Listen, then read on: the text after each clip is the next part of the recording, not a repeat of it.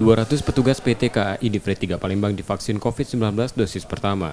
Sebelumnya vaksinasi sudah dilakukan pada 1.000 lebih petugas dan bertahap dengan total 5.000 petugas. Vaksinasi untuk mencapai kekebalan kelompok. Terlebih petugas PT KAI banyak berinteraksi dengan banyak orang. Vaksinasi COVID-19 dilakukan Bidokes Polrestabes Palembang dengan 6 vaksinator. Vaksinasi petugas layanan publik sudah dilakukan sejak awal Juni lalu di berbagai tempat.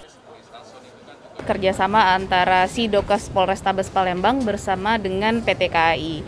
Target yang divaksin adalah pelayan publik yang ada di PT KAI karena memang sangat beresiko tinggi ya, bersentuhan langsung dengan masyarakat banyak. Kemudian target hari ini adalah kurang lebih sekitar 200 orang untuk tahap ini.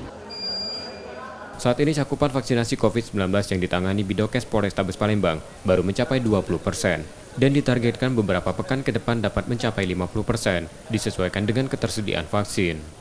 Rizky Oktora, Rizky Nurmizan, Kompas TV, Palembang, Sumatera Selatan.